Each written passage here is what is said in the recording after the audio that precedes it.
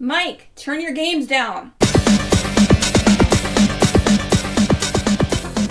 Hi, we're here, movie episode of Games My Mom Found. I am Mike Albertin, and who's actually the devil with me tonight? I'm Tiffany Albertin, and yep, that's all I got. Hey everybody, it's Kenneth Sanity, and look at me, Albertin. It's all for you.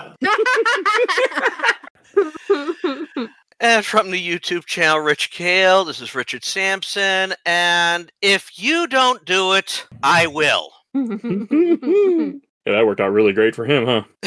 It's one of the few times I actually felt bad for a character played by David Warner. Hey, he was great as Dr. Wren and In the Mouth of Madness. That's why I recognized him. Yes. Oh, the photographer? Yeah, I was like, I know this actor. I was like, oh, it must be from this movie. That involved effort. No, I didn't Google anything in this movie. I was playing my phone a little bit, but I wasn't. There were 3 people in this movie I knew from somewhere else, so. Let me see if I can guess. Okay. I'm going to guess you know David Warner. Yep. I'm going to guess you know Gregory Peck. Nope. Okay. Billy Whitelaw? Who? Billy Whitelaw? No. Oh, interesting. Okay. You might know Billy Whitelaw. Might. I don't know. I've never Who's seen. Billy I Whitelaw? can't place her. Have you seen Hot Fuzz? No, I have not. Wait. No, haven't seen Hot Fuzz. I had a quick brain fart there. I was thinking Super Troopers. Fair enough. No, actually, the priest, Patrick Troughton. Ah, You know how I know his name. no. I hope you're just being sarcastic on that one. We need good radio. Oh, apparently I know the photographer was also in The Secret of the Use. That's also where I recognized him from. Yeah, he was the Pirates. TGRI guy. Yeah, Yeah.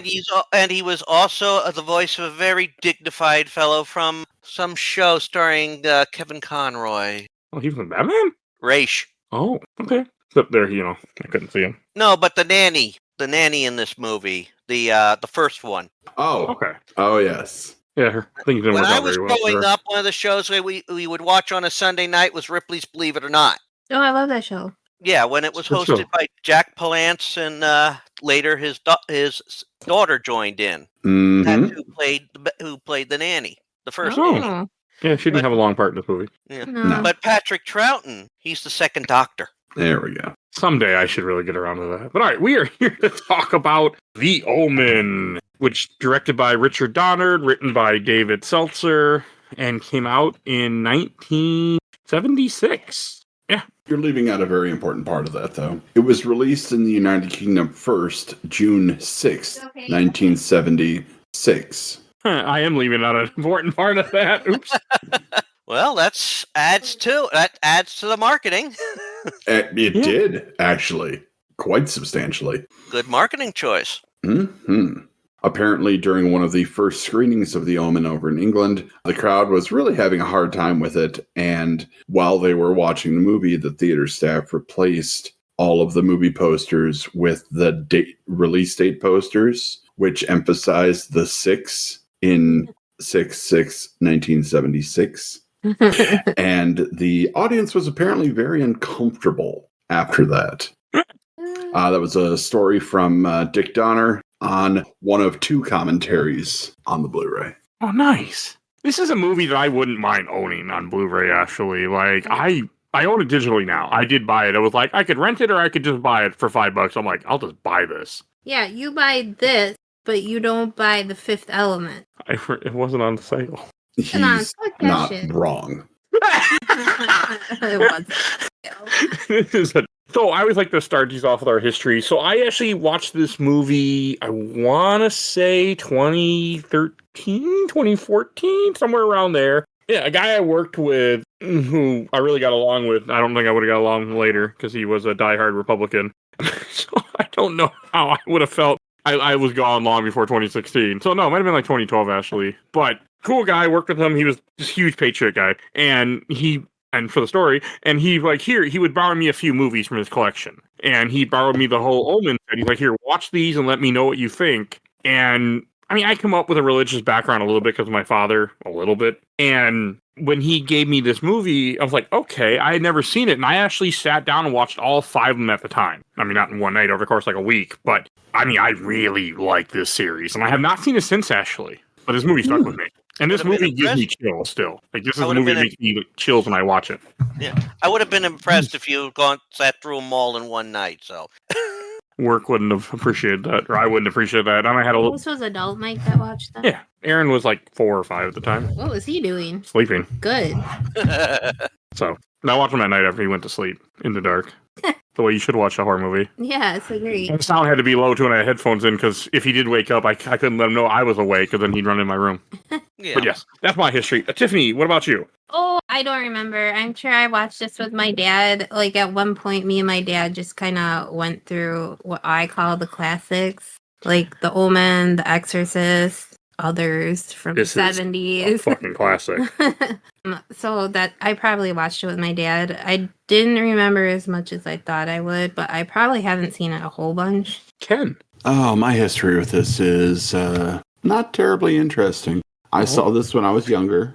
I don't know how too young would be for this one, but let's be honest, this is one of the more tame movies that I could have watched as a child. Oh yeah, this isn't that bad. But I saw it young enough to realize that, it was a great movie, but something didn't quite seem right with me. And it was years later when I finally figured out what it was. We will talk about that during the course of this episode. Okay. And Richard. This was actually my first time seeing this movie. What? Yeah, younger me was never really big into many horror films. Kind of fair. ironic because my father would watch tons of them. Of course, he also tended to enjoy some of the gore factors of them. This one, I could actually I'm glad I watched it because, of course, you hear of it, of its reputation. I actually only really recalled it in part because years ago I watched a show on, I think, Bravo or Stars, one of the two. I actually taped all the episodes, the 100 scariest movie moments in television, in movies. Surprised by seeing certain films on there like Willy Wonka and Wizard of Oz, but a certain scene from this movie definitely made that list.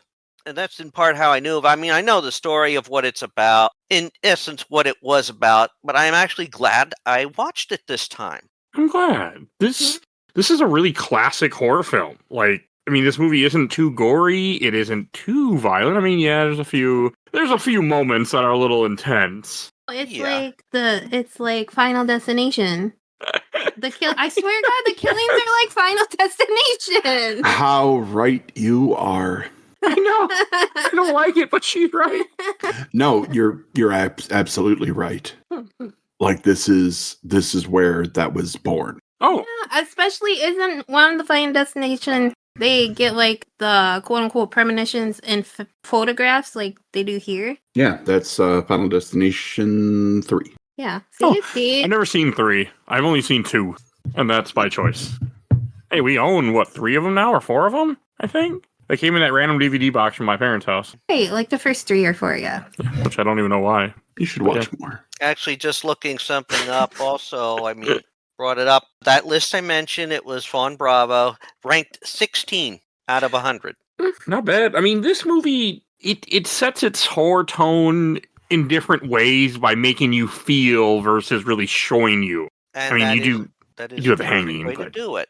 That's way to do it. That's what I like personally. Like this opening with this music, I'm like, it just puts you on edge immediately. Yes. And that is a beautiful way to do this, especially when you're talking the Antichrist as a child.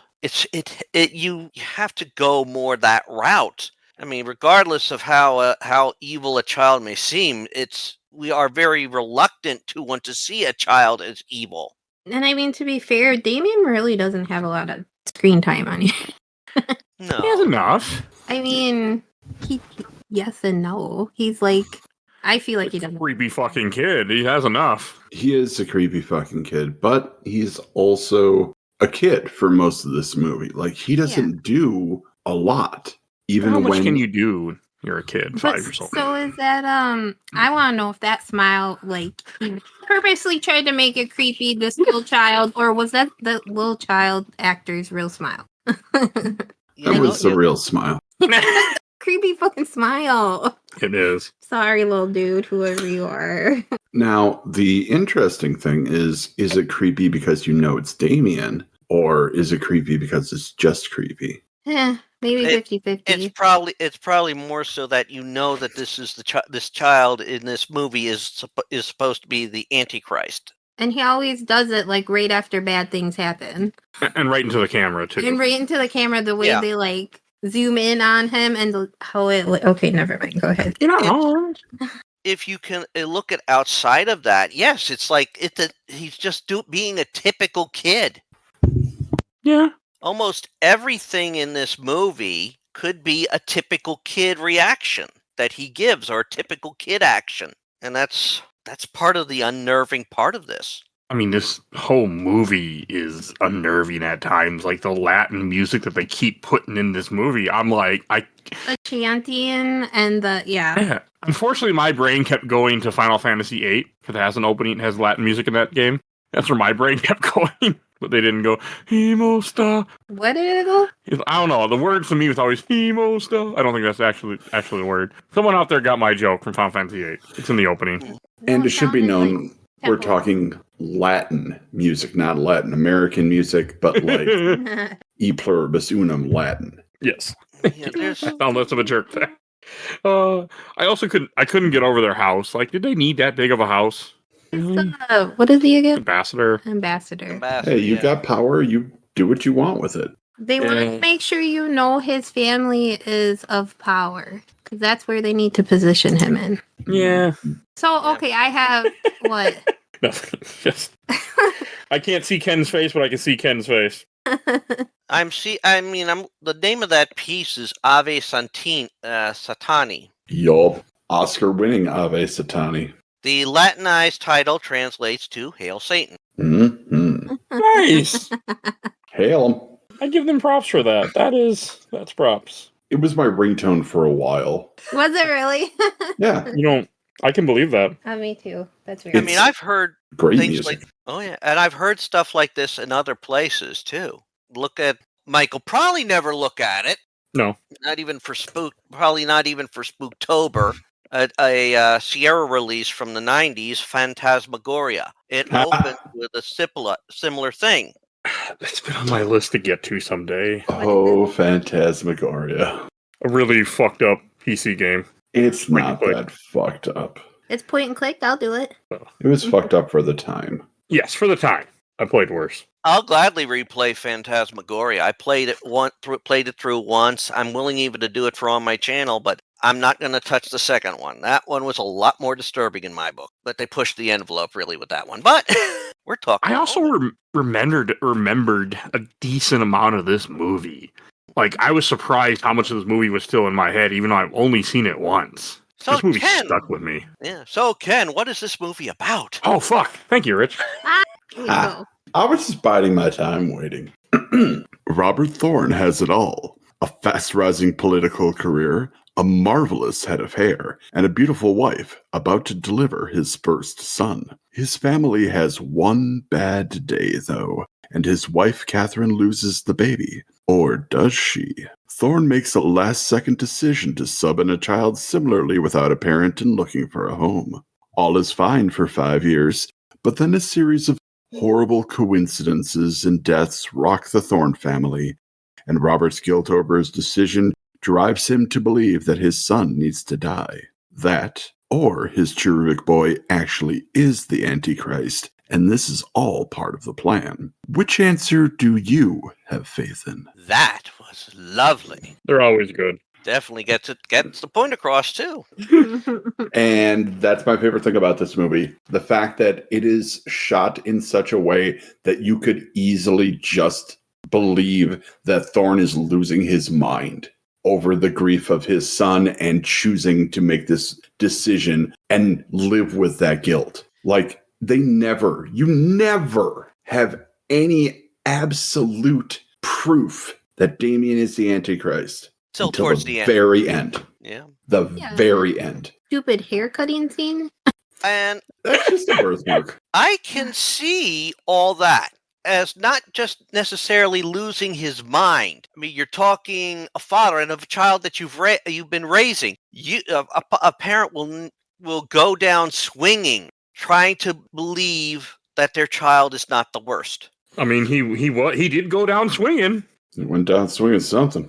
But so Damien was born at the same hospital as the stillborn baby, quote unquote stillborn baby. They would Or how like you did- to believe, yes. You mean the stillborn baby, the hole in his head because they killed him? Yeah, that baby. Yeah. The father showed up and was like, "Oh, here, have this baby. Doesn't have a mother." Well, to be fair, the jackal wasn't concerned. I need to know how this happened here. Well, You know, they I have don't a know why whole that sequel. bothers me so much. that tells the story. Oh, good. Okay, Omen 2, or are you talking about the first Omen? I'm talking about the first Omen. Okay. we'll have to watch. We are. It's probably going to happen like tomorrow because I'm really curious now. So Well, when you think about it, I mean, also the whole situation, it wouldn't be necessarily unheard of in the 70s. no, and I and it is Rome. And not only that, father finds out that their child was born stillborn. The mother is not aware of it yet. Any person in Thorne's situation would do what he did, especially if we have a child here whose mother was died giving birth.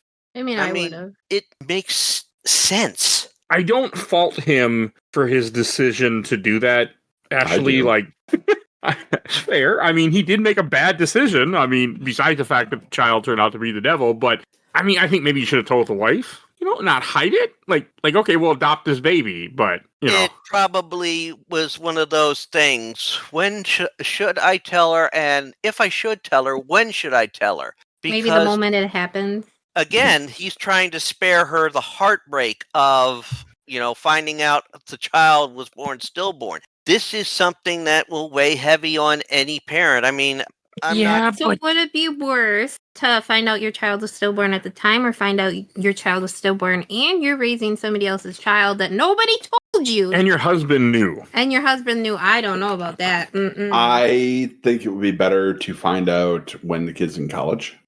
In college, yes. So that way, when she murders him, it's okay because he's not home an adult. anymore. He's an adult. He can take care of himself.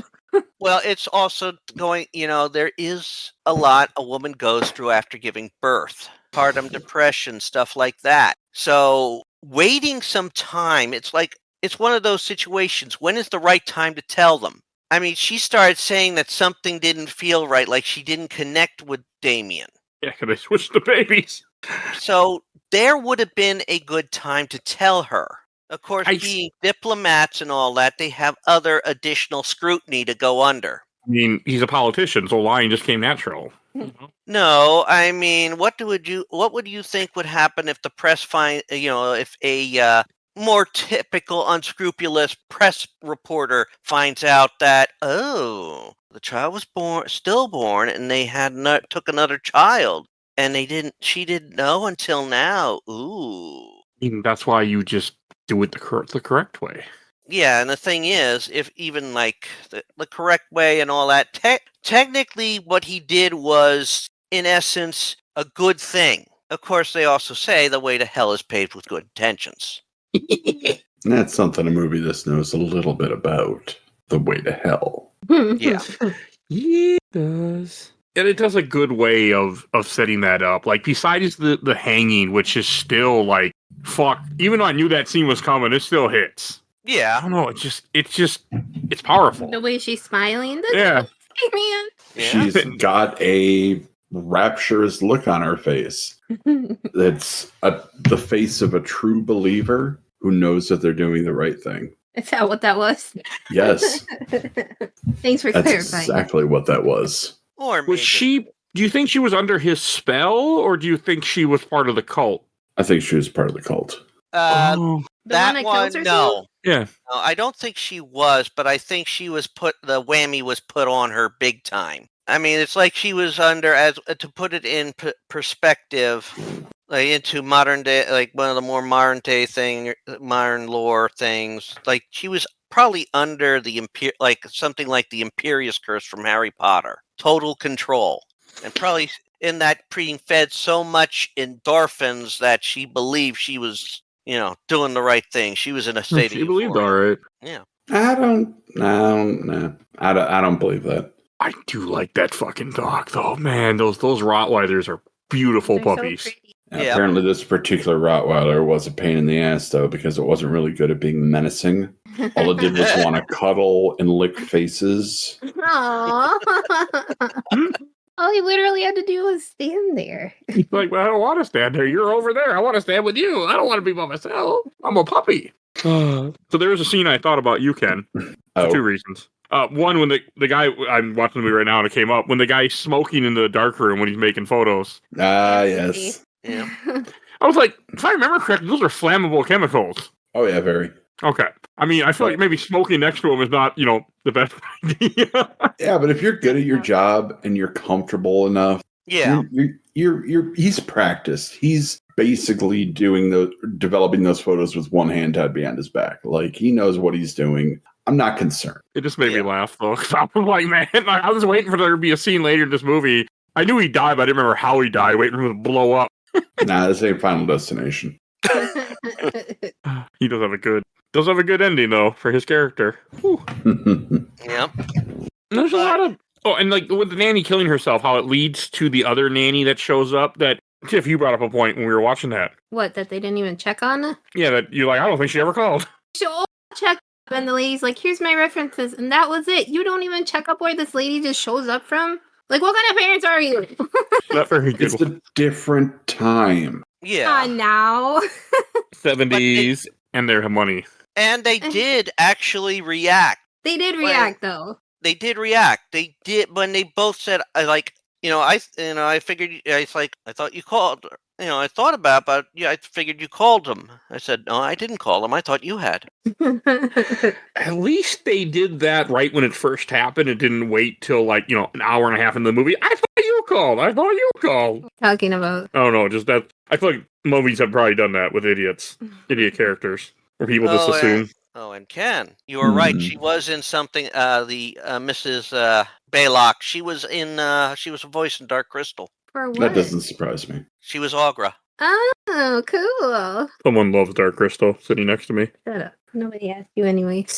I asked myself. From Home Depot. Yeah, my lipstick. I am just sad that you didn't ask me to be part of that episode. So I don't know if we met yet. I was like, why didn't you? I've been watching. I've been listening to this show, and I mean, I think you did that one probably before you did the Tomb Raider 2 episode. Oh, you might be right. That would after Tomb Raider 2 episode. So that was just recent. Oh no, sorry. Dark Crystal was 2021. He said Tomb Raider. I was thinking Indiana Jones when he said Tomb Raider. Okay, look what you did. Yep, you are right. 2019 with Tomb Raider 2. I don't know why. I didn't know it. You liked it. Who do we have on that one? Anna. Long time ago. I So, don't know who all right, is. Omen. yes, Omen. I mean, I was wondering when she hands over her references, they're even going to open the envelope and it's going to be like a blank sheet of paper because she never expected to open it, but she actually had references. Well, obviously they would be fabricated to look believable. Yeah, but I was expecting there to that she'd have to go through the trouble. Like, here's an empty envelope. Here you go. They never opened it. You could see, I don't know. Maybe my opinion of rich people is not very high, apparently, Yeah, well, of course, this is again. You said we're talking the 70s. in a movie. And so, Ken, question. Do you think when Damien first meets the new nanny that he knows kind of what she is? She tells him what she is. Oh, yeah. She does say, I'm here to protect you. And then he smiles. Fucking smile. She doesn't say, I'm here to protect you. She's like, I'm here to protect thee. Yeah. Say she knows, and he knows. Like, okay, so he's aware that he's not normal. Yeah. Yeah. Mm-hmm. He's not a diplomat. So. Oh, he knows. He Okay. knows. And they do good with her character because they wait. You first get introduced to her 20 minutes in the 25 minutes of this movie, and her shit doesn't happen till the end of this movie, where her part finally comes in. Like it should be. Yeah, I liked it. I mean, her actions are subtle. Yes. And that's what it's supposed to be. This is to be a slow burn. I mean, let's face it. One of the first down, you knew it was coming, but it still can, if in other circumstances, it could have been entirely not disregarded. And that's Well, when we should get to that later. We'll get. I mean, well, if we work on going beat by beat here. I don't know what we're doing. Just jumping around, don't worry. Before we've actually been beat by beat because I watched the movies we're talking. So I have a question. When they take him to that church, were they just going to church because it's Sunday church day, or was it? They were going to a wedding. Yeah. Okay. That. Okay. Why don't you listen to me? I forgot after you said it for the record. Man, I love that scene. How upset he gets on his way to the church. To be fair, I get like that when I go to weddings too. Church or not, I just don't care for them. I don't like churches either too much, but Well, we didn't get married in one, so you're welcome. no, we did not. Well, it's one of those things. I mean, any kid could freak out when going to some place, and if something spooks them, even at a church, something could spook them. I mean, they close in on that picture, that statue pointing. I mean, yes, and that's it's not a great statue. I mean, it's creepy, but the way that he freaks out, I mean, that kid sold it. Yeah. He doesn't have any lines in this movie, does he? Nah? No. He says, "Daddy, don't hurt me," or something like that. Something like that, yeah. Yeah. But otherwise, it's all expression, and he does it so well. I'm sad that I don't think the actor really did anything after this. He actually played a tabloid reporter in the Omen, the 2006 version. That's cool. great. Yeah. I remember that remake being decent, actually. I don't agree with that at all. I've only saw it once, and I watched all 5 of these in a row, and I remember thinking it was decent, but then again, I have not seen it since. I would 100% watch it now if it's streaming, but I don't know if it is. It is. If you like this movie, excited it. you'll like the remake because it's pretty much the same movie to the point where the remake didn't need to be made. There was nothing new that it brought to the table. Oh, New actors. yeah. Worse actors. Yeah, Julia Yeah. Stiles. And Live Schreiber, yeah. I will agree, because these are... Gregory Peck is great in this, and so... I don't remember the woman's name, I know we said it already, but... Lee Remick. She's great in this, too. She sells the scene she's in. Like, she does a great job of showing, like, as the movie progresses, of this mother, like, she's like, why don't I feel for my son? Like, she sells He's it. the Antichrist. I would Because fear for you if you felt for him. She doesn't know Well, that. in some ways, I mean, even if a child is not necessarily yours by blood, you do, if you're raising the child, you do Yes. feel for the child. I guess. You will, 100%. I mean, Just being that's- around a child will do that to you. Most people. Yeah. So yeah, this is very believable for any for a parent even. I mean, I watched this as a parent, so I'm watching this and I'm seeing everything as these two are parents. This is what a parent's will go through.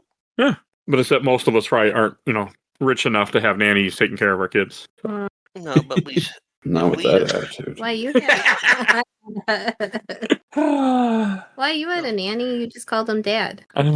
Pretty much. Come on, that was funny. That was hilarious. Pretty much is how he acted. we had to work, but we always had either, if it wasn't for our own grandparents and parents, we had daycare. Yep, daycare. I had a live-in grandmother who took care of my kid when I worked. Or more, I lived with her, I should say. My Oh. folks lived with my father's mother, so It works. yeah. Oh, that scene when she brings the dog in for the first time, it made me laugh. I mean, he's like, what the fuck is this dog doing in the house? Yep. Oh, And she was I don't- quick to always keep him keep the dog sort of By her side. by her side or without, out of the sight of Mr. Thorne. while he was a dog that people didn't like at this time, like how we had pit bulls and They still don't. German shepherds. I mean, probably. Okay. I mean, if you're going to pick a dog to portray a beast of the devil, I don't think people were going to pick a Chihuahua or a poodle. I mean, hey, Chihuahuas are some of the fiercest dogs I've ever met. So, They Yeah, but make you up can- for their small size by being vicious. They really But you can punt a Chihuahua. You cannot punt a Rottweiler. you can try. You could Yeah. try and punt a It might not Rottweiler. work out well. No, it won't. I mean, they might bite your foot off. When I was a kid and I used to visit my grandmother down in Georgia, she had a giant Rottweiler. Well, giant to me because I was like 10 years old, and I remember it was a big boy. And one time I think he thought I was a female because he started helping me. I'm like, what's going on? I'm like, to me it meant nothing because I was like bent over like tying my shoes up, and he's like, oh hi. Poor Mike got violated. He was a beautiful dog. And of course, after the So yeah, you're not hunting him. the whole nanny thing, we get introduced to Father Brennan. Oh, Father Brennan. I like him. Yeah, a fine choice for the actor. That's Patrick Troughton. Yep. I don't know who that is. Second Doctor Who. Doctor. Okay, that's why I didn't know. Yeah. That's like his big thing. Is it? And Yeah. he left that role just so he wouldn't get typecast. Well, this is about as far away from that as you can get. I was like, how did that work for him? I mean, he plays a good creep in this too.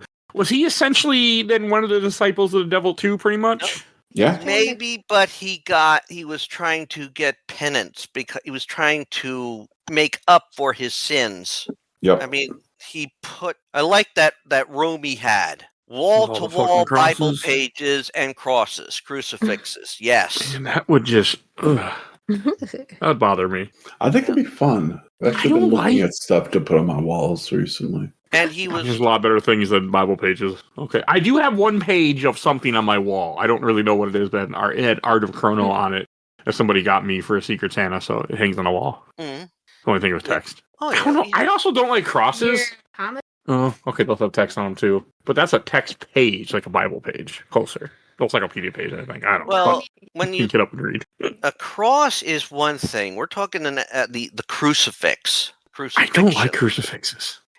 I get that. I find that unnerving too. They bother me. I don't like a lot of crosses. I don't like crucifix. I don't like that type of stuff. Like that creeps me out.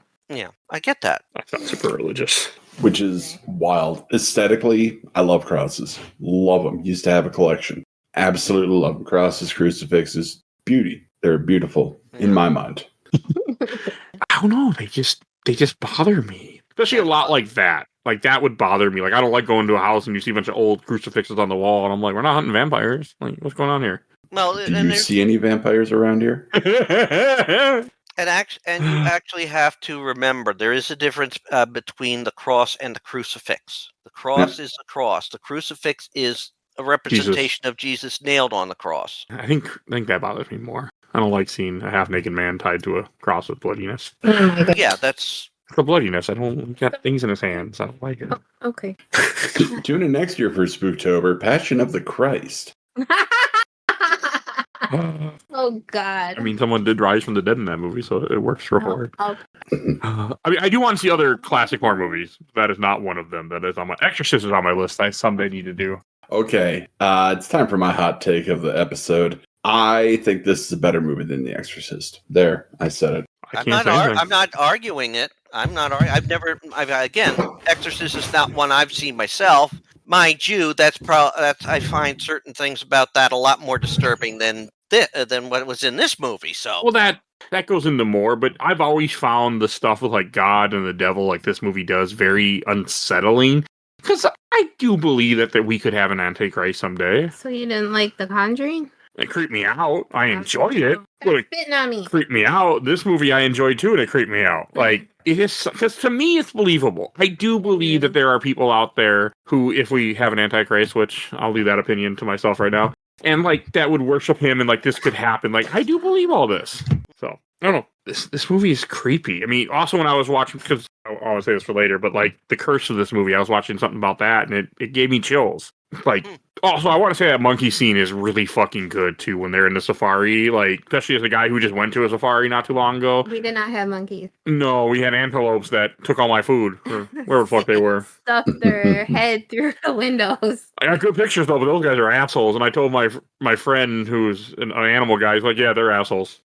Like the ostrich that came over to us and we're like, yeah, window staying closed. Ostrich just was like through the window. Go away, ostrich! You ain't getting food. He was pecking our car. He pissed. You pissed him off. So yeah, Our rental car.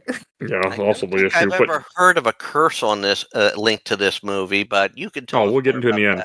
We'll Oh, get to it. there's a hell of a curse. So the reason why I found out watching a video, the reason why the monkeys are all freaking out, they have a monkey in the car. Oh. That's why the monkeys are freaking out. Is that how they got him to do that? Yes. Yeah, an alpha baboon. I was just looking at here too on Wikipedia how they pulled that off. They put a monkey in the car and they're like, fuck you, what this fucking monkey doing in the fucking car? And like that scream that she does, that was a real scream because she didn't like the monkey in the car. Yeah. Like the monkey in the car either, especially if all the other monkeys were trying to get it out. Be petting him and feeding him. Not if all the other monkeys were attacking our car at one. I'd be like, take your friend back, damn it! You throw him out there and get murdered. We were just having fun. Some tea and crumpet. He went out there, he'd probably get ripped apart. Like the bears. Mm. But yeah, that I really liked that part. Then she started driving faster. I was like, you can't do that. You might hit a monkey. I know it was not her concern. I cared. But she didn't drive that much faster, to be fair. You're only supposed to go like 2 miles an hour. My safari told me on the sign in Wisconsin. Fuck that when you're being attacked by a bunch of angry baboons. Baboon. Yeah, the Yeah. rules go out the window.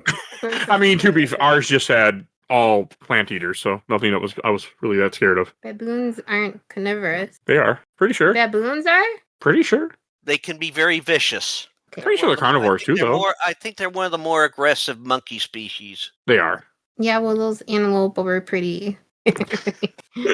Oh, but I didn't catch this right away in the movie until the movie, like, was more pointing it to me. But I do love the way, like, as he's developing photos and, like, as you see the marks in the photos, that is some, that's Yeah. some classic. That is very good slow burn thing. I mean, that's a very good slow burn. It tells you something's going to happen to this character. But also And- just, Yeah, it's a slow thing, and then until somebody notices it, it's not pieced together until it's sort of too late.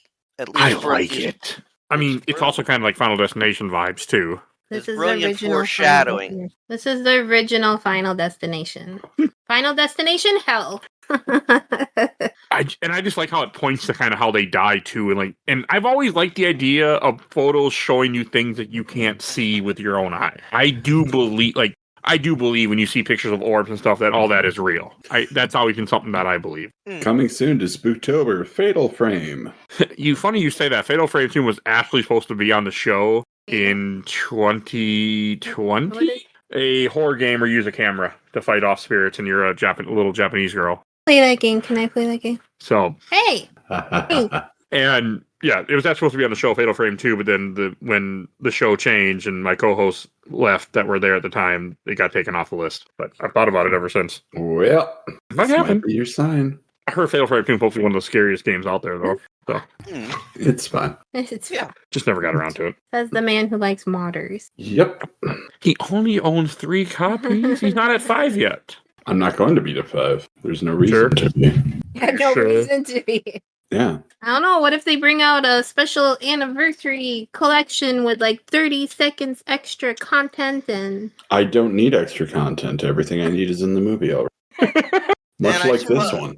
Although I suppose if you could find the actual film version of it, you'd purchase it just for the sake of purchasing it. Nah. I'm not Yes. one of those people that likes to buy things just to keep them around. I like to get use out of my things that I buy. Fair point. Fair. I can't say that. I'm looking at a bunch of dolls around me. Funko Pop dolls. I clear out some of my Funkos when you clear out some of your video games. That's why I don't say anything ever. Uh-huh, that's what I thought. I learned. I one time said something to her and she's like, okay, you start selling your video games. I was like, Well, touche. calm down. Let's not get rash. I didn't even say sell. I said pack them away. Like literally all these sports ones that I'm. Oh, I got rid of them. They went to Goodwill. There's less. There's a lot. There's not really any sports games anymore. They all went to Goodwill. Collector. So why do you need can't- I love original now. I don't know. They're just there. Trust me, I thought about selling some of them. Omen. them away? Yes, Omen. That's all. So I did not realize, like with the stuff with the priest, like you don't really realize that he was a disciple of the devil till near the end when you find out he had the birthmark too.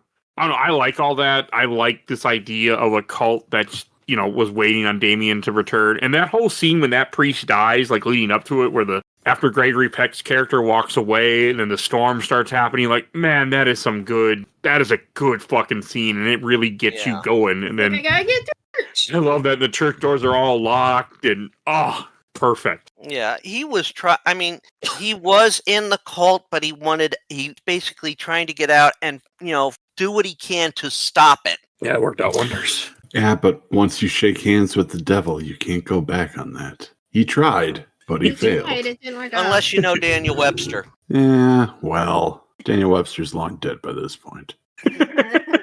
Long dead. That's also a good fucking scene, the way they kill him in this, though. Mm-hmm. Yeah. I love Shishka priests. I love it because it wasn't, quote, overly gory or anything like that. It was a believable freak accident. Yeah. Troughton sells it very well. And he brings a gravitas to the priest. Like you can feel that he knows his time is running out. Yeah. And you later find out that, he was riddled with cancer, I believe the phrase was. Yeah. Stage 4. He had another problem that just happened to get to him first. Either way, his time was running out, no matter how it happened. Yep. Yeah. His time was running out, and he was trying to make amends. Yep. To know Christ again. I don't think he succeeded. Why do you say that? Because God literally said no and locked the doors. Yeah. That's definitely one way of looking at it. He's like, we're not friends anymore. He kept the doors locked. I really do like that part though. Like it is just a good scene. Yeah. I mean, of course, and all the interactions and all the photos taken, I like that, as of all your typical reporters who are taking pictures and all that, for years that you see the person like that would probably be a paparazzi around. No, this guy Warner's character was actually very polite. Yeah. When you think about it. He was like, excuse me, Father, thank you. Anytime he took a picture, he was very polite about it. He thanked. He wasn't overly, he even understood that the wrecking of the camera he was using was completely accidental. And you don't get that with TMZ. No, you don't get anybody offering to pay for cameras. Yeah, I mean, even Thorne admitted that was accidental. I'm very sorry about that. I will buy a new camera for you. And he's like, don't worry about it. Let's say you owe me. I was like, uh-oh. I You do expect like that to be completely different than how it turns out to be, though. Yeah. Yeah. I do like how that guy, he's like, I'm with you now. Like, as the movie progresses, how he just becomes like his partner. I really appreciate that. Well, we didn't see why. Yeah. He doesn't really have a choice. He's on the list. Not a good one. No. And he wasn't one of those again, he wasn't even involved in this to begin with. Yep, he just had the bad luck of getting involved. Yeah. Like, it wasn't even by choice. He was there, he took some pictures, and I honestly think that's what got him marked. Yeah. He was just doing a investigation. He'd seen this priest before, went to his place. Yeah, this guy must have been a kook. Managed to take a picture with him in a mirror and oh fuck. I really like that. Like that is just the way that they do that discovery. I really like it a lot. And I mean, Gregory Peck's character, he was wanting to go down this alone because if something weird was going on, something strange, which all signs are pointing to it. That's for sure. He didn't want to get anyone else involved because he wanted to bear this alone. Yeah, well, I'm stuck on this train now, so. And this is also when we start seeing things really happening and what the priest said was starting to come true, where we have the first event. And you got to fault to understand where the person is coming from at the time. Trying to fix a plant that's hanging. Okay. So do you bother to go down and get a ladder and do it properly, or do you just use something that's nearby and do it right on the spot? Yeah, that one. Yeah, you're dumb and you do it right on the spot because you're at home. Man, that scene is so fucking good though. The way that like he's just revving up his bike. He's just like, I'm ready to murder. I'm ready. I'm ready. And then she's like, okay, I'll open the door for you. Yep, and that all just looked so you could see it coming. All the actions were innocent. Yeah, I don't think so. Well, if you don't suspect the nanny is evil, I mean, she kind of opening the door to let Damien sort of go around, yes. That's completely innocent. Do you yes, the anticipation, the devil will direct everything. Send it to the right spot. And, he does the typical thing a kid does when they do something wrong. Go and hide. But he didn't really go hide. He ran back to his disciple. Which again, the child is, quote, made a mistake, big mistake, running and hiding. I mean, obviously, he couldn't have helped her get her back up. You know that kid couldn't have done that. No, but He could have called for help, yes. He doesn't really speak in this movie. Yeah, but the simple thing is to call for help in a situation like that. So that's the only unusual thing about this whole scene. I don't know. It was probably okay, so erase the fact that he's like the Antichrist. Say he's a normal child. He probably knows he's not supposed to be riding the bike in the house. And Yep. he accidentally threw mommy over the railing. Now he sees, even though mommy needs help, he sees himself as being in trouble. So he's not going to reach out to anybody. Yeah, but of course, if you see, a child, if they do see something like that, like their parent is hurt, something's happened to them, they will react. This one didn't. he reacted. He just stared there. Let's face it, I was afraid. When my wife passed away, I was afraid of how my daughter would react. And even though I was in a bit of a panic at that time, I did try and shelter her from it, even though she was 11 at the time. So, yeah, we do things that don't seem rational. Ken, what's your opinion of this child? Yo, Ken! No, we did lose him. Yeah. That's fine. Oh, no, you didn't lose me. I just accidentally didn't, I had my mute button hit on accident. Whoops. No, at the end of the day, he's the Antichrist. We don't know what's going through that creepy little head of his. So, I don't know, man. There are some things that would be normal, but the fact he didn't call for help or anything, that's the only worrisome aspect of all that. An accident happens, yes. A kid panics, yes. I don't think it was an accident, though. It wasn't No, an it accident. wasn't an accident. No, it wasn't an accident for the movie, but it could play out like an accident. That's what I'm saying. This is the brilliant thing. Anything that happens could honestly be accidental stuff. Yeah, it could be. It could all be a series of coincidences. And if Richard Donner had had his way, the movie would have gone that way a lot more. Like, he wanted to make it seem like everybody was being unreasonable calling this kid the Antichrist. He wanted people to think about this, to talk about it. He wanted it to be very subtle. He ended up caving to, some studio heads on that one and made it a little more overt. It still had a good deal of subtlety to it. So Oh yeah, absolutely. probably would have made the movie longer if everything was that subtle, but I would have been fine with it. Fair. I don't know. That's how I feel. Are we going to talk about how she was pregnant and now she's not? oh yeah. Oh, that's the a way good that point. doctor delivered it. Oh Right. boy. She Yep. was pregnant. No. No. yeah. Not anymore. Great bedside manner. Right. Yeah. And I mean, even she didn't want was- the baby anyways, so. Yeah, and that's probably about when he should have mentioned it. That was the point, especially when finding out that she was pregnant. That's when he should have said something. But by then, everything's going too fast. Oh, It is- it is still kind of funny. His bedside manner is so bad. Yeah. It was kind of funny. He But- just shakes it like, nope, no baby there anymore. It's part of where it flows. It's all how it flows. Mm-hmm. And it's like at that point, I should have said something sooner, and now it's pretty much too late to say anything because now we're in a fight for our lives. Yeah, but they don't all know that. No, Not yet. but Thorne knows. Yeah. Robert knows. Well, Thorne fucked up. Yeah. He's just trying to Yes. spare his wife. And no, he tried to spare her feelings at a very vulnerable time. How'd that work out for him? Well, he fucked up in the first place by, taking the kid. And then he didn't listen to anybody because he knows better, because he's an ambassador. But really, how do you give that credence? How do you get a crazy-eyed priest coming to you and say, hey, guess what? Your son's the devil. Surprise. Kill him. I want you to go to this place that doesn't exist anymore and find a guy with the most wild name you're ever going to hear in the rest of your short life.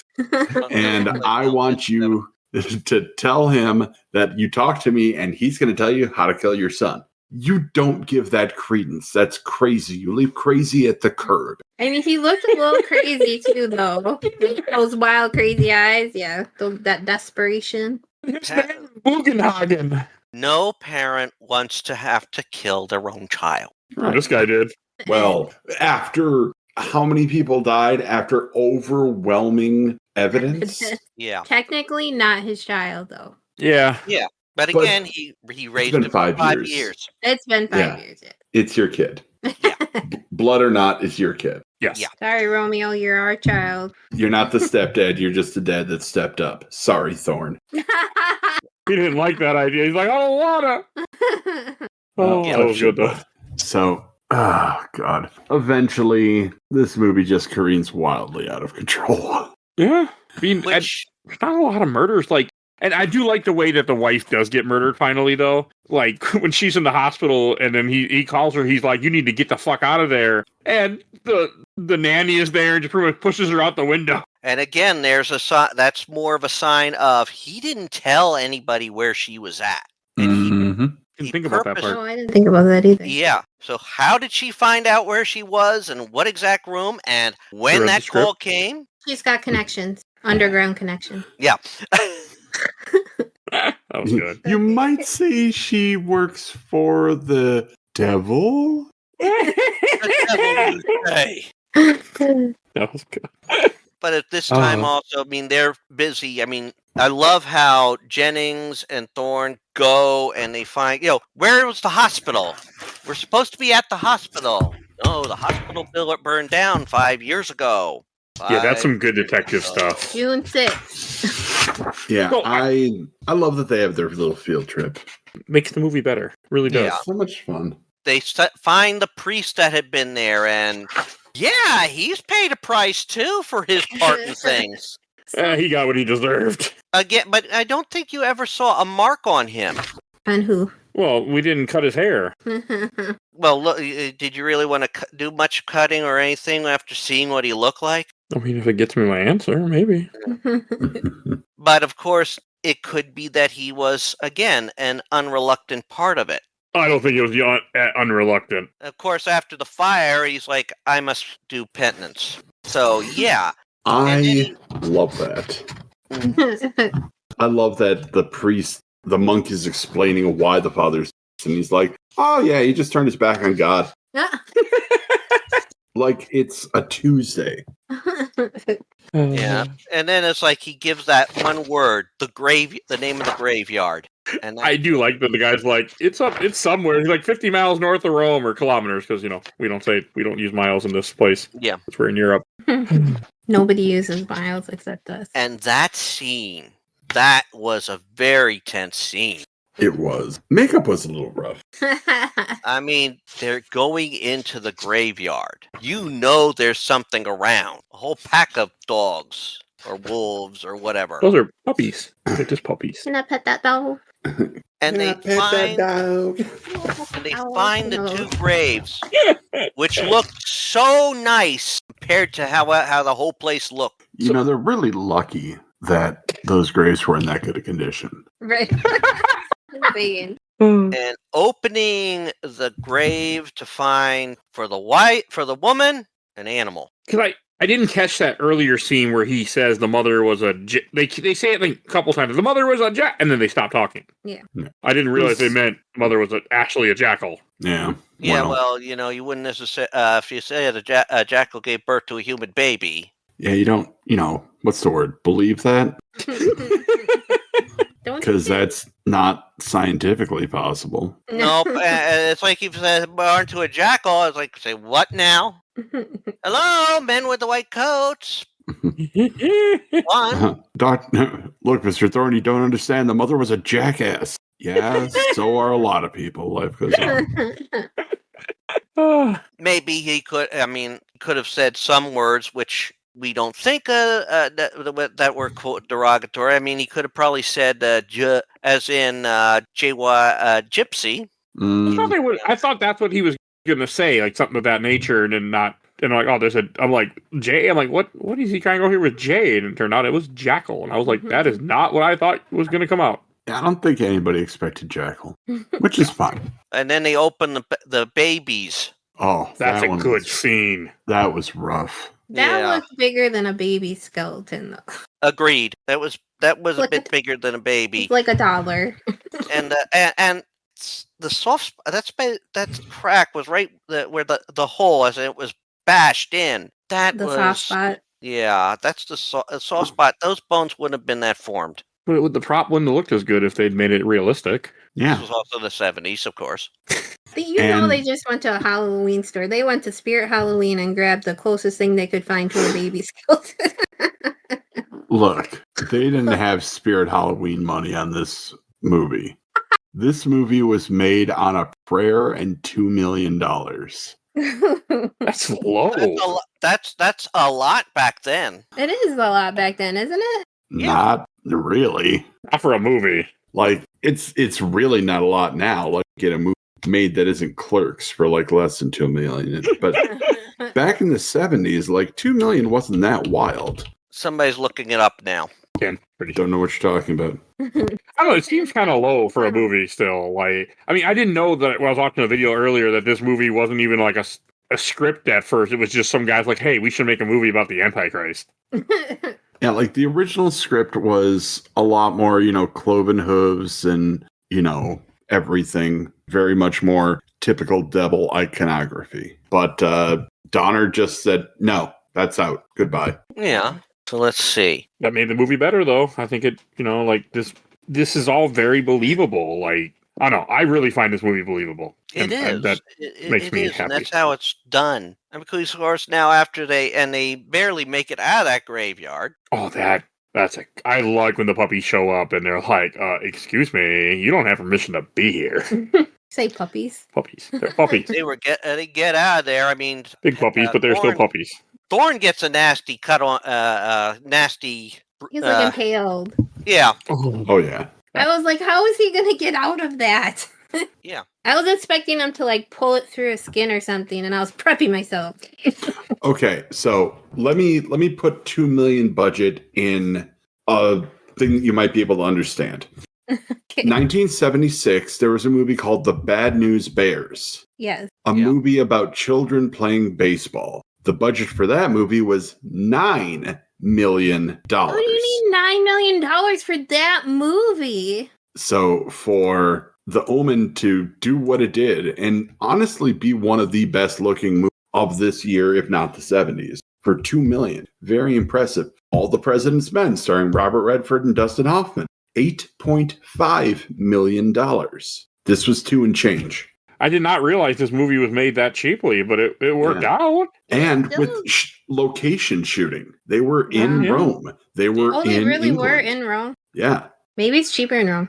I doubt it. Well, I mean, they flew and they had some bad luck flying a few times. They did? Uh-huh. Oh, yes. This movie has a curse. We should finish talking about the movie, then we should talk about the curse. Yes, we will. Yes, Sir Ken. Sir. It's Sir Kenneth. Sir Keith. Anyway, they escape the graveyard. They find out what happened to the wife. And oh god, that scene after he finds out his wife. Wow. That is just staring at the camera, listless, not moving, just very matter of fact about everything. That's a hard scene. It is. It's a hard scene, and he delivers it very, very well. I mean, I can imagine that was basically the look on my face for a majority of the day my wife had passed away. Mm-hmm. To lose that person that is so much of who you are, who you've become, that is a gut punch and a half. He did not necessarily have time to mourn either. No, he had to go collect sticks to murder someone. So. Collect sticks. knives. Daggers. Sharp sticks. Yes. 7 of them. 7 of them? 7. Yep. 7 is the number of God. Is it? Yes. Oh, wow. My private school upbringing didn't do me justice, did it? Or the job you work at, apparently. I mean, I knew that, Ashley. I knew 7 is the number of God and 666 the number of the devil. I mean, they did 7 say that different in the sins. movie. So Oh, I knew a lot before this movie. Yeah, it's why 7 is widely considered a significant number in God and religion. I just really looked it up because that's the first I've heard that too. I don't know why. I've known it for a long time, but hey, I don't really know why I know it, to be honest with you. I don't have an answer. Yeah. Your dad. Probably accurate. But after the bombshell gets dropped, then they go to find Bugenhagen. Call him Boogie. Oh, what a name. But that dude is intense, and they find him in an archaeological dig. And he's doing his thing, and he's like, "Oh, hey, is that fucking priest dead?" Oh, he's dead, all right. And yes, All right. It's a That weird name- scene. yeah, and that name is also used for a character in Final Fantasy VII. Okay, that's where I recognized it from. Thank you. Bugenhagen? He's the elder of Cosmo Canyon. Oh. Yep. Ah, Okay, Okay. that tracks. that's- I haven't played Thank 7 you. in years, so I don't really remember. Yeah. That is cool. Okay. I do love, and then to come up the next scene that you're about to mention, man, that's a scene. It's a good Oh. fucking scene. Boy. So Thorn's like, all right, cool, we got these knives. I'm not gonna do it. He's I'm going not.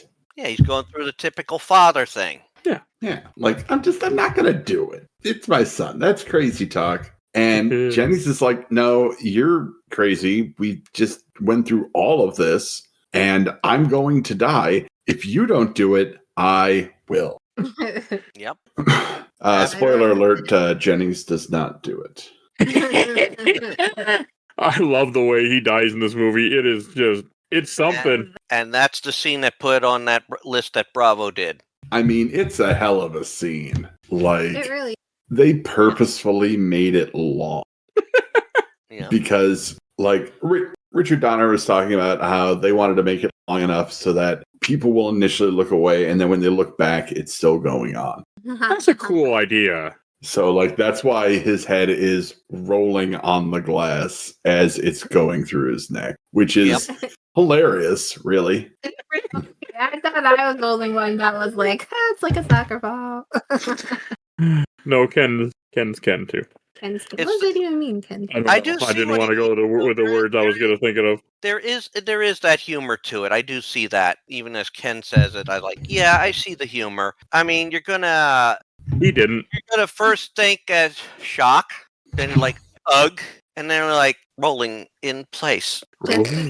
Rolling. Yeah, you're gonna let out a little chuckle about it after you think about it and after the disgusting part of it wears off. I did Yeah. laugh in this movie once. For what? When the Only woman once. gets only once. When the woman gets knocked out of the mother when she falls, and she falls through the ambulance right into the gurney, I laughed. Because the irony is she just falls into the gurney and the door opens. It made me Yeah, think the of irony wrestling. of that- yeah, that does have that It felt- ironic moment. Like something you would, oh, he went through the ambulance onto the guy! You know. Too many Look, people wrestling. do get slammed through wrestling. I've been watching documentaries about WWE and stuff. You need to watch that amusement park one. I know, it's a But yeah, good death. that's just hammers home that Thorne needs to go through with this. Yeah, this little bastard gotta die. But there is also still the doubt. There's that lingering doubt. Until. Dun, dun. There ain't no doubt for long. But No. I love that when he gets home and it's like, here, the dog. So how did he get the puppy in the basement? Did he like lure him? I didn't catch that part. Yeah, it just basically tricked him in there. Yeah. I mean, all you gotta do is really throw a stake down there. That'll solve the problem real fast. Didn't even have to throw a stake. Not for this dog. No, he was like, "Oh, you're going in the basement? Let's go!" And then he was like, oh, wait, shit, you got me. Ah, damn it. He was so upset. He's like, "Let me out! Let me!" Yeah, because, Thorne wanted that dog gone. I don't blame him. They're And renting. Baylock, yeah. They check with the agreement if they can have a dog there. Well, it's not a matter of, it's just how unnerving the dog was. He was a sweet baby. Yeah, Well, but, the actor was a sweet baby, yeah. but Can I the pet dog that was dog? growling at everything and, like, kind of terrifying. Like, the dog was not a good boy. Mm, The yeah. actor, maybe, Also pet that dog. but the dog itself, no. Yes, Don't you would have pet pet that dog. I would pet that dog. Don't pet that dog. I pet that dog. Don't pet that. That's from a TikTok, isn't Go it? ahead and pet that dog Exactly. if you don't mind being minus a hand. Yeah. And knows exactly what I'm talking about. Yes, I do, because I say it every time I see any kind of animal. Can I pet that dog? In that voice. That's how she says it. Can I pet that dog? All right. Yeah, she says it like 4 times and it gets higher every time. It's a fun little thing. It's a cute video.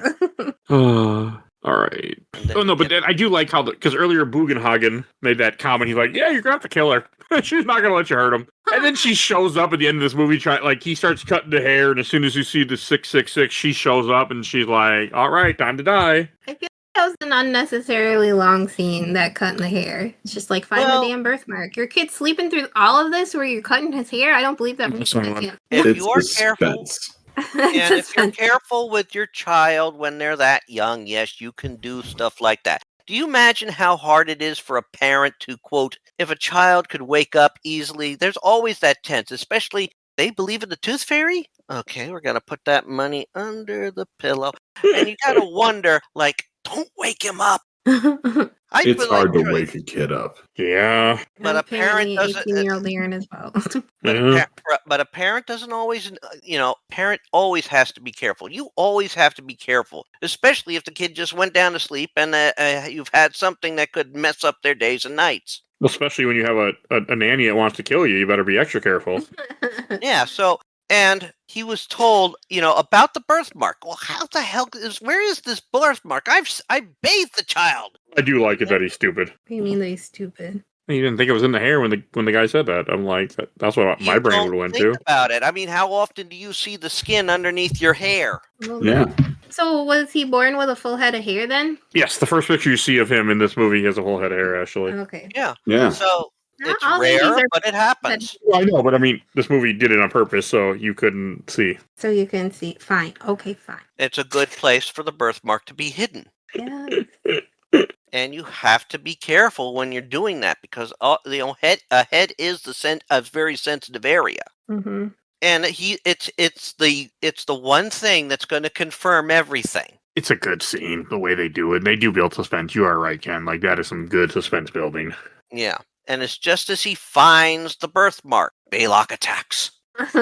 She's a little crazy. Little. Yeah. She's a lot of psycho. Certifiable. Yeah, she's got some problems. But hey, she can fight. For a smaller woman, yes. She was whooping ass for a minute. Yeah, he's not a very good fighter. Politician. I He's don't caught expect him him to hard. be. No, they're the good liars. And he doesn't look like a woman beater, so maybe that was part of it. He's like, I can't hit a woman. Oh, fuck it. He was it's in the upbringing. You don't necessarily want to strike a woman. At least that's how I'll they strike were one raised. for you. I don't know. If somebody's wailing on me while I'm trying to kill my satanic child, I might have to cock a fist back. Yeah. I like how I thought she was dead, then she gets up again after that scene. I'm like, oh, she's not dead. Yeah. And then continues whooping ass.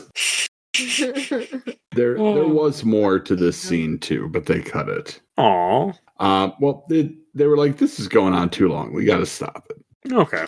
At the end of it, Mrs. Blaylock was supposed to be hit by Thorne's car as he was leaving. Oh, come on. That would have been good. It happens in the remake if you really want to watch it. It doesn't add anything to it. I do want to watch it. I didn't want to watch it when it came out, but I do want to watch it now. I hope you enjoy yourself. But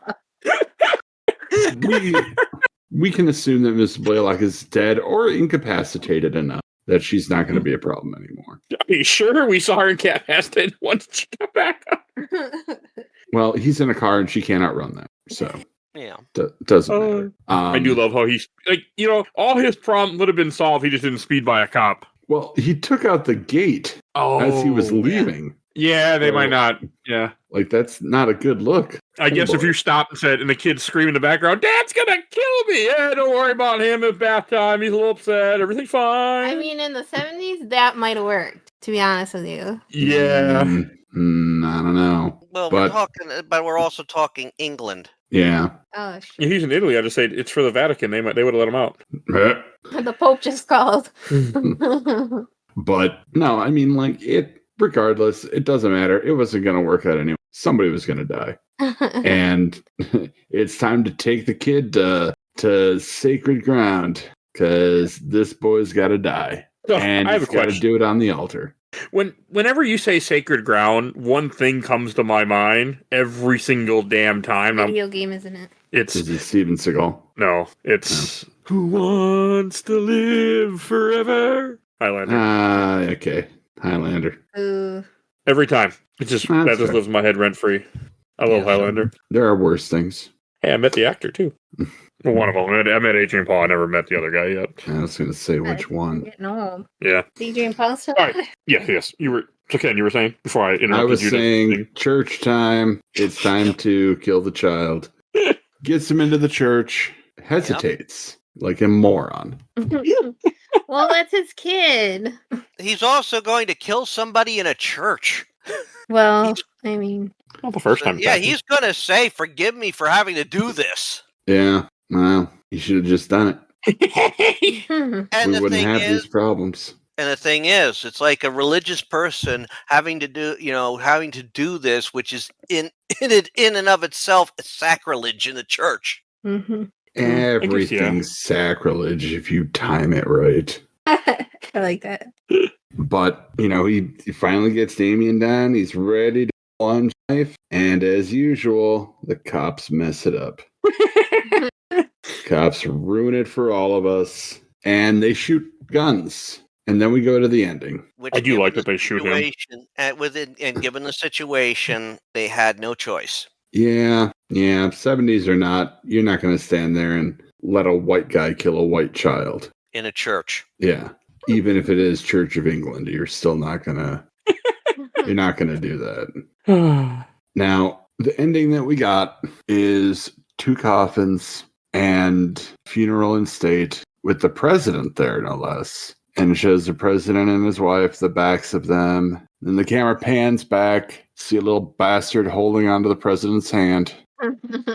It's Damien. He didn't die. Then he does turns that around, smile. looks at the camera. Yes, does the Damien smile. And that's the end of it. That's the movie. That's how we know he's the Antichrist. That's a good fucking ending, though. Yeah. Is the president his brother? Friend. Friend. Yep. Okay. Now, I think we should all pause here to thank Alan Ladd Jr., the head of Fox Studios at the time, for this ending. The original ending, as scripted, was 3 coffins because he killed Damien but died in the process. And Alan Ladd was like, I think it'd be cool if we got an ending where the kid's still alive. What do you think? Well, we can't. We don't have any more money. Okay, here's money. I have to say this. Well, But how much more I money think- do you need? Got enough money to reshoot. Okay. I mean, it was supposed to be done with all 7 daggers. I mean, that's fair. He had to use a couple on someone else, didn't he? No. No. He had all 7 daggers, but it still takes a bit of time to shove 7 daggers into somebody. Yeah. Especially when the cops are there. They're not going to be like, all right. The kid's already dead, so we'll let you finish your job. Then we're going to take you out for lunch. Like, that's not going to happen. I think that the cop part was part of the after shooting. Like, I think the cops showed up after the movie was reshot. Okay. I don't know exactly what the reshoot part was, but I'm willing to bet that cop part was. I would think, though, the cop showing up still made part. I mean, you said 3 coffins. Yeah. Which means Dagger 1 managed to make it in. Right spot, killed him. That was the end of the physical life. Yeah, but you try to get the other 6 The in cop for the shooting, spiritual. yeah, the shot could have been fired even after, but just gotten the 1 dagger in. I mean, you could just see him. He could have theoretically gotten the dagger in by the time the bullet connected.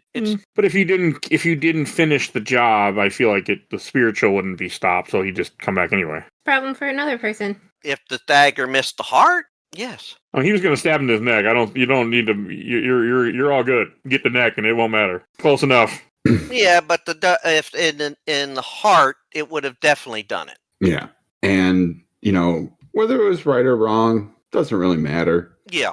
But we do have Alan Ladd Jr. to thank for basically the rest of this series because he had the ending reshot in such a way that you can absolutely make sequels now. They did. Yeah, they did. And I'm not even going to say for better or for worse. Like, I think the Omen movies generally are pretty damn good. I like all the ones I've seen.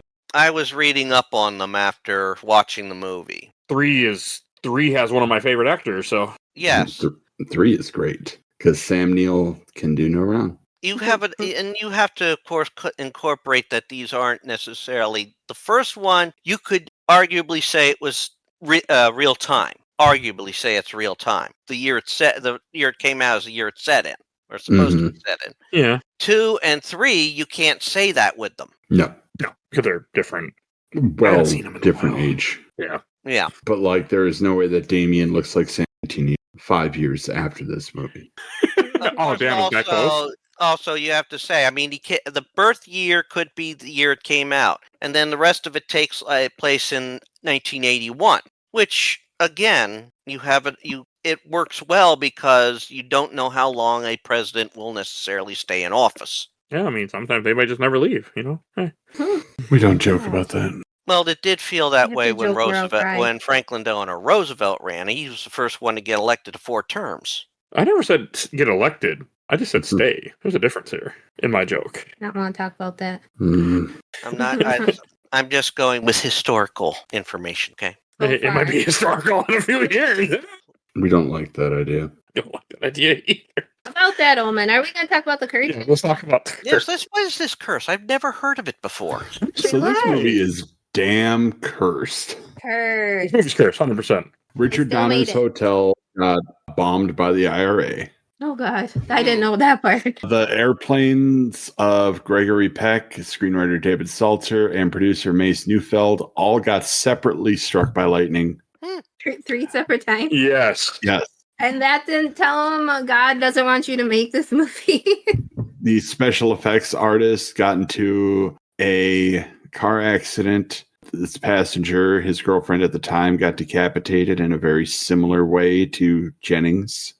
Like, It's gotta be awful, though. Like real life, that's gotta be awful. like it was a bad time getting this movie made. There's a whole series on Shudder called Cursed Films, and this has its own episode. What else is on there? You got her attention, by the way, just now. Big time. Get Shudder, find out for yourself. You won't let me. She's not wrong. Well, I imagine that Poltergeist was on there too. Oh, Poltergeist absolutely was on there. Yeah. The Twilight Zone movie was on there. Oh, that's cursed? Yes. Okay, I never heard anything with that movie. Now I'm curious. So, But then we agree that Poltergeist wasn't really cursed. It No? I thought it was was a your lot word. of unfortunate things that happened. Yeah, it was him. Unfortunate coincidences. I literally remember you saying, we're not going to talk about a curse on this movie. It wasn't cursed. Yeah, Okay. it really wasn't.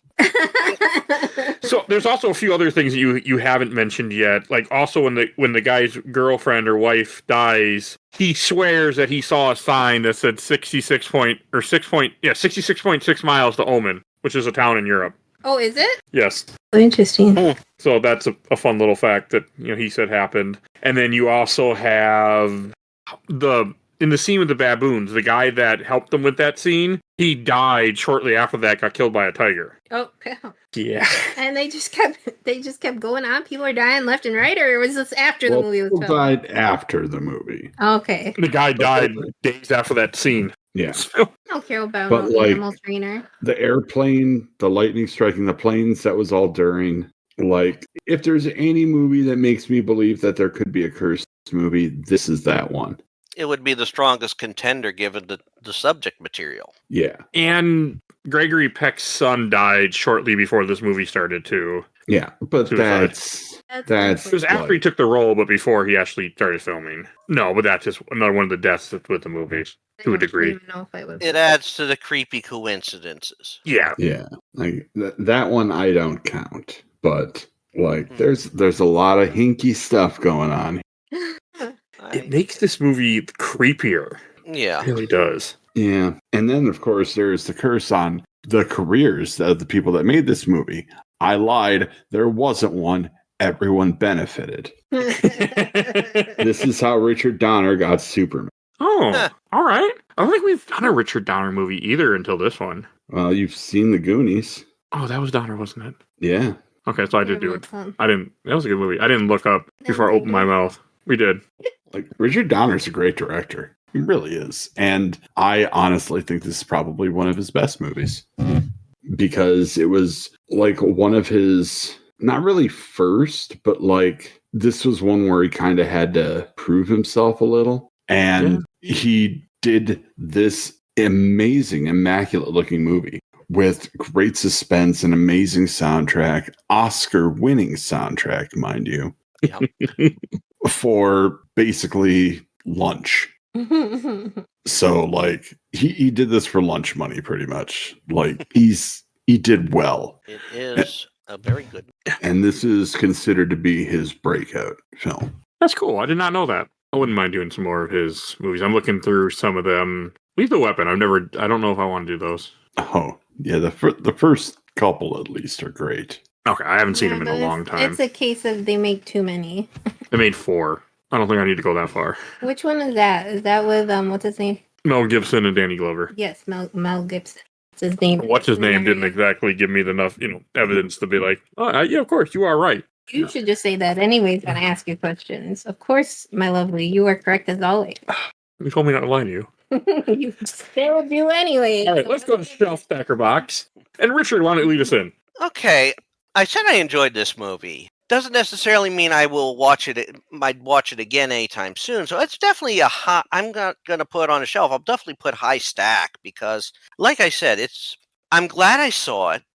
It's very well done. It is a kind of horror movie I could watch again. But it's one of those. I did it for the opportunity to do it too. I watched it, so it's definitely a high stack for me.